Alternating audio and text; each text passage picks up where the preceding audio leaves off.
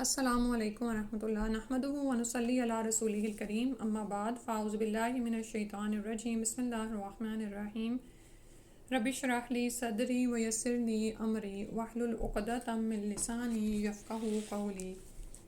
باب الامر بالمحافظۃ علی السنت و آدابها، سنت اور اس کے آداب کی حفاظت کرنے کا حکم۔ ریاض الصالحین میں ہم یہ چیپٹر پڑھ رہے ہیں، یعنی یہ کتاب ہے، اور اس کا جو اس سلسلے کی السابع حدیث ہے، اور ویسے اوور آل 162 نمبر سے شروع کرنا ہے۔ شروع کرتے ہیں۔ صلی اللہ علیہ وسلم، اللہم صلی علی محمد وعلی آل محمد۔ السابع عنہ قال قال رسول اللہ صلی اللہ علیہ وسلم ان مثل ما بعثنی اللہ بہ من الہدی والعلم کمثل غیث اصاب ارضا۔ ابو موسیٰ اشعری رضی اللہ عنہ سے روایت ہے، رسول اللہ صلی اللہ علیہ وسلم نے فرمایا، اس ہدایت اور علم کی مثال جس کے ساتھ اللہ نے مجھے بھیجا ہے اس بارش کی مانند ہے۔ غیث آپ پڑھ چکے ہیں نا، بارش کی مانند ہے، کمثل غیث بارش کی مانند ہے، اصاب ارضا جو کسی زمین کو پہنچے، فکانت منہا طائفۃ طیبۃ تو اس زمین کا کچھ حصہ تو بہت اچھا تھا، قبلت الماء فانبتت القلاء والعشب الکثیرا، تو زمین کا کچھ حصہ بہت اچھا تھا جس نے پانی کو اپنے اندر جذب کر لیا، اور گھاس نیز بہت سا سبزہ اگایا، والعشب الکثیر وکان منہا اجادب امسکت الماء، اور ایک حصہ اس کا غیر آباد یعنی بنجر تھا جس نے پانی کو جذب نہیں کیا، فنفع اللہ بہ الناس، تو اس پانی سے اللہ تعالیٰ نے لوگوں کو فائدہ پہنچایا، فشربوا منہا تو لوگوں نے اس سے پانی پیا، وسقوا اور انہوں نے پلایا، سقی پڑھتے ہیں نا آپ اردو میں ہم پانی پلانے والے کو کہتے ہیں، تو انہوں نے پانی پلایا، شاربو خود پیا، وسقوا انہوں نے پلایا، وزرعوا اور انہوں نے کھیتیوں کو سیراب کیا، زراعت بھی آپ اردو میں جانتے ہیں لفظ،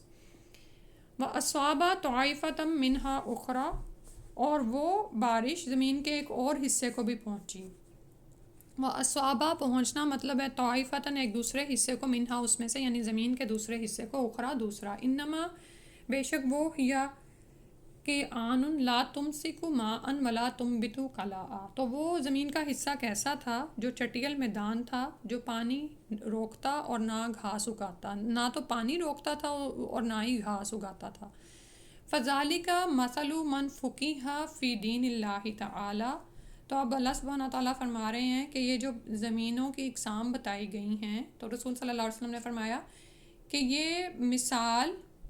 اس شخص کی ہے جس نے اللہ کے دین میں سمجھ حاصل کی، من فقیہ، فقہ ہوتا ہے نا، فقیہ یعنی جس نے سمجھ حاصل کی، تفقہ فی الدین بھی آتا ہے، ٹھیک ہے، یہ لفظ آپ سنتے رہتے ہیں،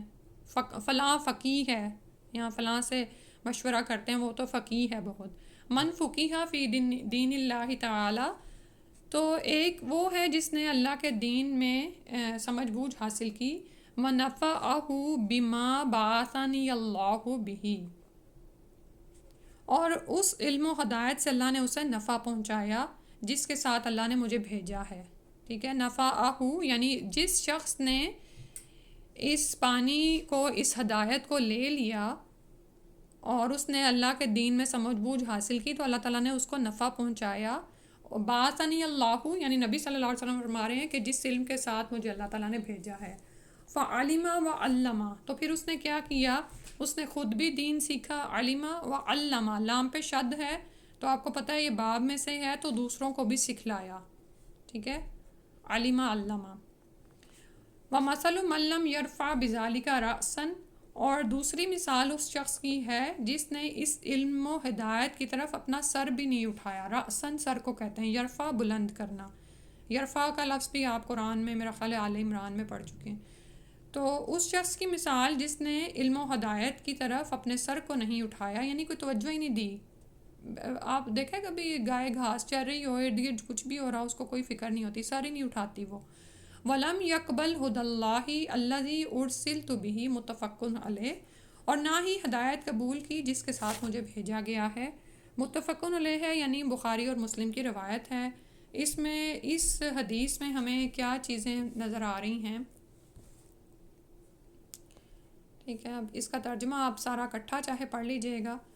اس میں ہدایت و علم الہی کو جس کے ساتھ رسول اللہ صلی اللہ علیہ وسلم کو بھیجا گیا تھا نفع پہنچانے والی بارش کے ساتھ تشبیہ دی گئی ہے، اس لیے کہ یہ علم اسی طرح مردہ دلوں کو زندہ کرتا ہے جس طرح بارش مردہ زمین کو شاداب کر دیتی ہے۔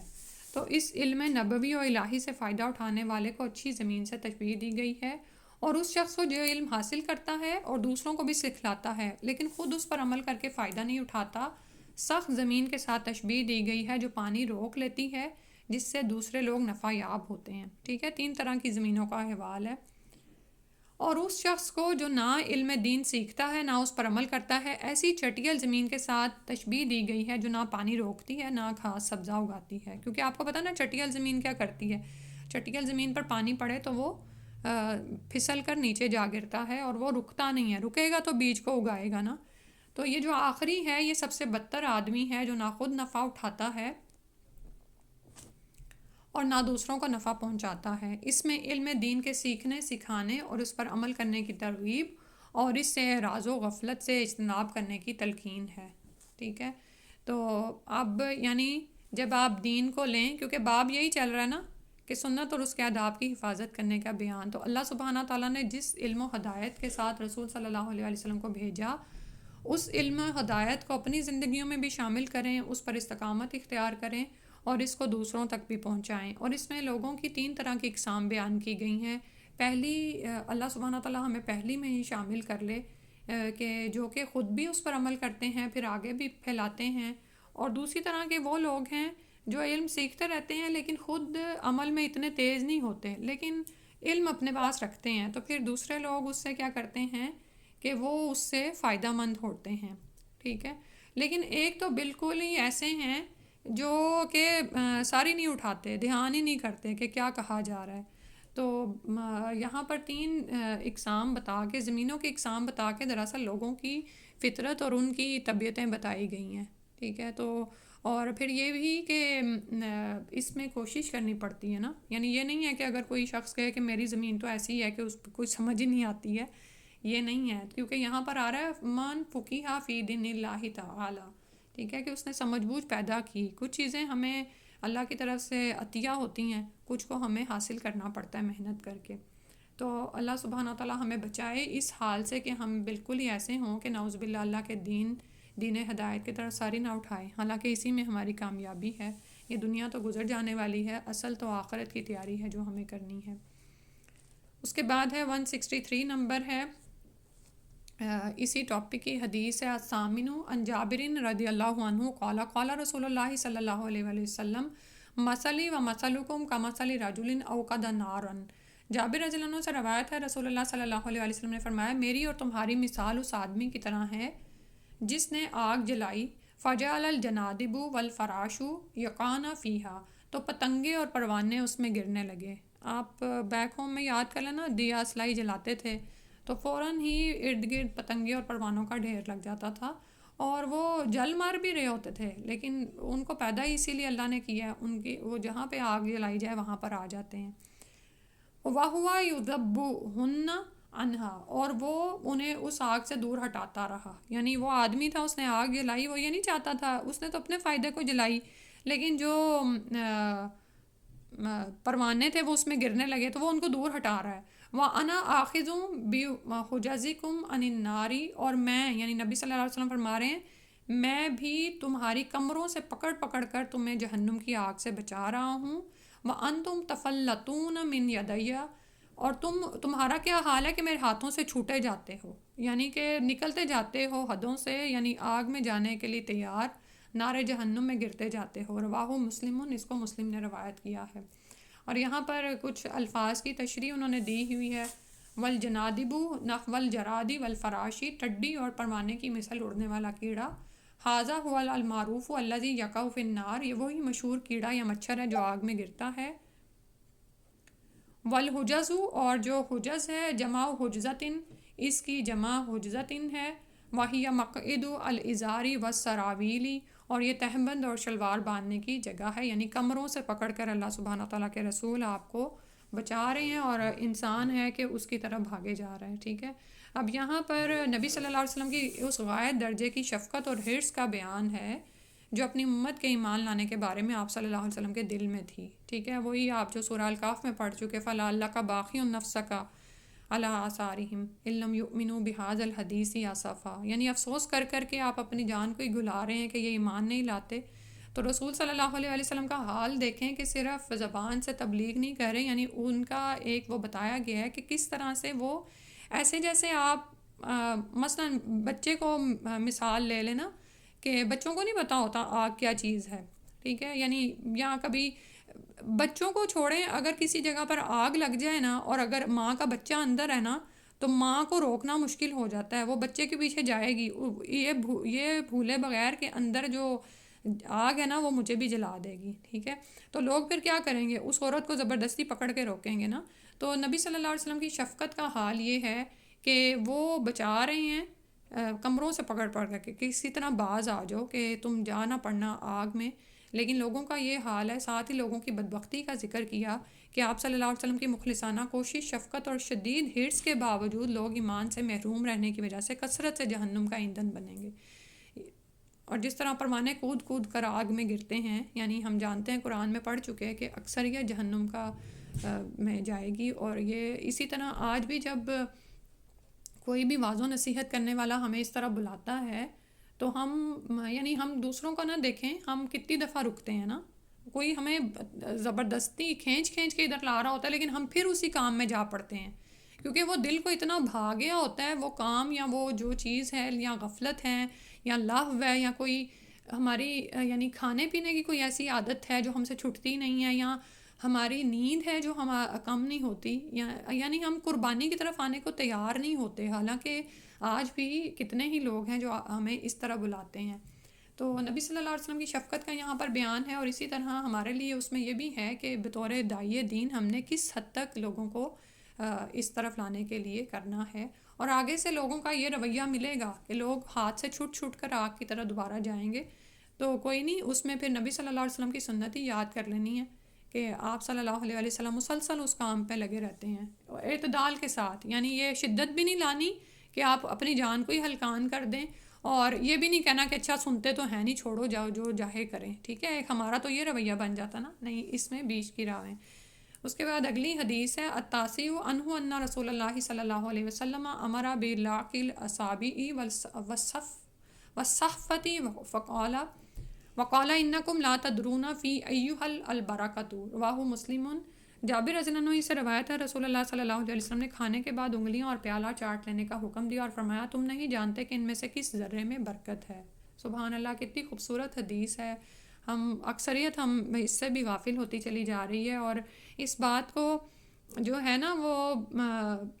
یعنی تمیز تہذیب کا حصہ سمجھا جاتا ہے کہ گلاس میں تھوڑا جوس چھوڑ دیا جائے یا پلیٹ میں تھوڑا سا کھانا چھوڑ دیا جائے کہ دوسرا کہے گا کہ ہم اتنے بھوکے تھے کہ سارا ہی چاٹ آئے. تو یعنی نبی کی سنت بالکل اس سے مختلف ہے، تو ہم اس طرف آتے نہیں ہیں. وفی روایت لہ اذا وقعت لقمۃ احدکم، اور مسلم ہی کی ایک روایت ہے کہ آپ صلی اللہ علیہ وسلم نے فرمایا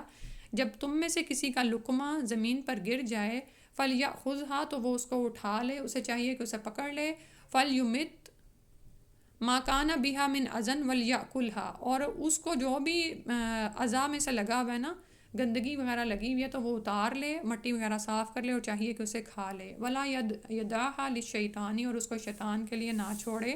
ولا یمسح یدہ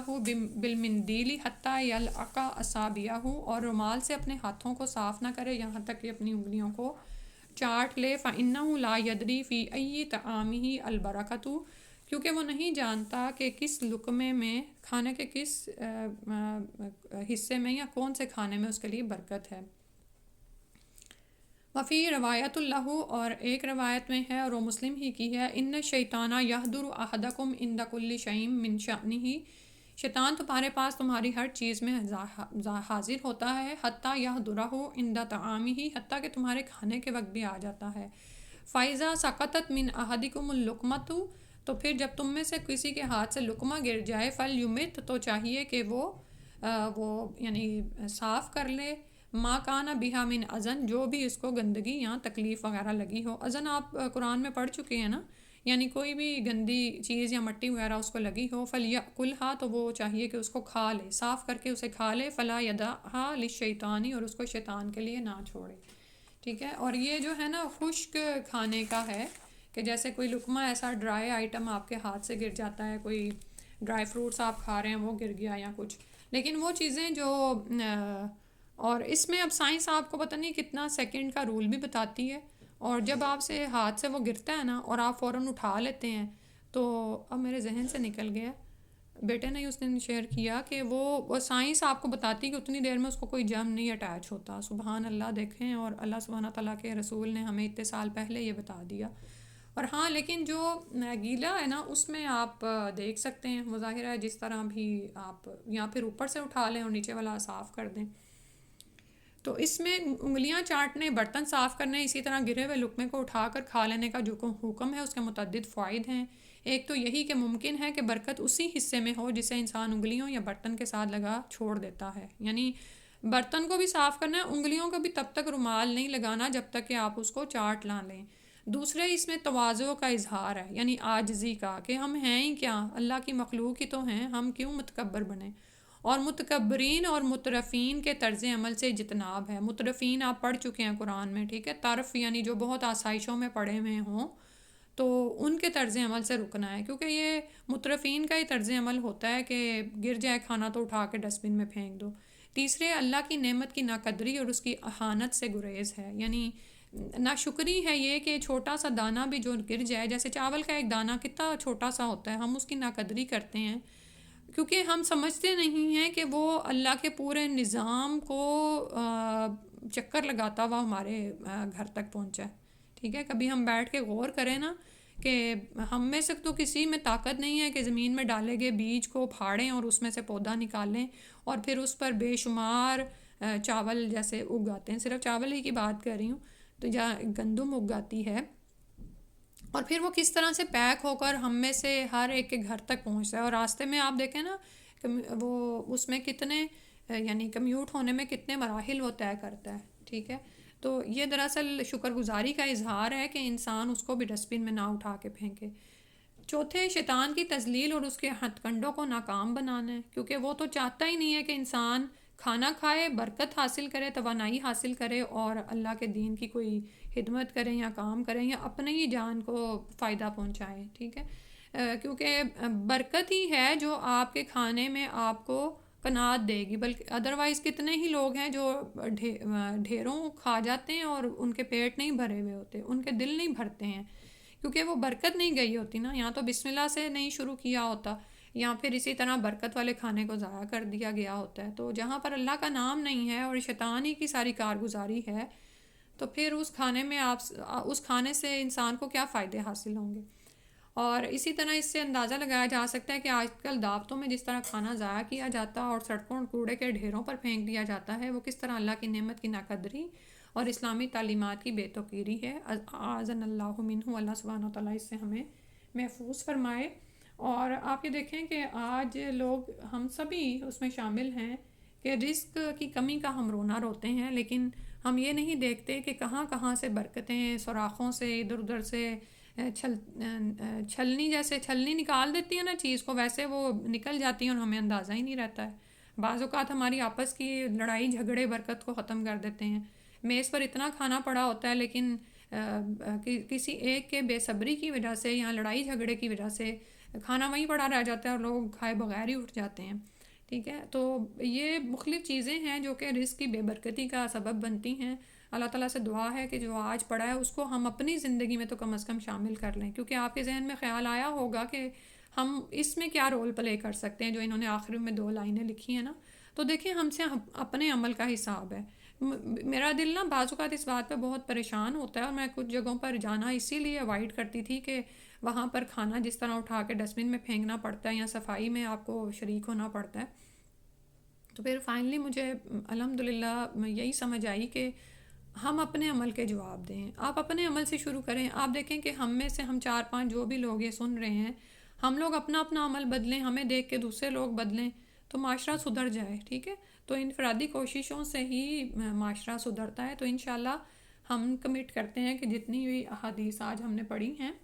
اس پر ہم عمل کرنے کی کوشش کریں گے. ایک تو سب سے پہلے تو وہی جو علم کے حوالے سے پڑھی ہے. علم کے بغیر زندگی میں کچھ نہیں ہے. یہ ہدایت اور وحی کا جو علم ہے اس کو آپ لیں، اس پر عمل کریں اور آگے پھیلائیں. اور پھر ہم نے جو دوسری پڑھی کہ کس طرح لوگ آگ کی طرف بھاگے چلے جا رہے ہیں اور ان کو ہم نے بچانا ہے، بالکل ایسے جیسے نبی صلی اللہ علیہ وسلم ان کے لیے پریشان رہتے تھے. اور تیسرا یہ کہ برکت کو سمیٹ کے رکھنے کی کوشش کرنی ہے. ٹھیک ہے، یہ ہمارا ایک خزانہ ہے جس کو ہم نے جانے نہیں دینا. ہر کام کا، ہر کھانے کا آغاز برکت سے ہو. کھانا گر جائے تو اس کو اٹھا کے صاف کر کے کھا لیں اور اس میں کوئی شرم محسوس نہ کریں. اور بچوں کو بھی انشاءاللہ اسی چیز کی تمیز دیں اور شعوری طور پر کوشش کریں کہ کھانا فریجوں میں بھی ضائع نہ ہو، کہ اٹھا کے خراب ہو اور اٹھا کے ڈسٹ بن میں پھینکنا پڑے. اللہ تعالیٰ ہم سب کو اس بات کی توفیق دے اور جو ہم سے کوتاہیاں ہو جاتی ہیں اللہ تعالیٰ ہمیں اس پر معاف فرما دے. آمین یا رب العالمین. سبحانک اللہم و بحمدک، اشہد ان لا الہ الا انت، استغفرک و اتوب الیک. السلام علیکم و رحمۃ اللہ. جزاک اللہ خیرا کثیرا.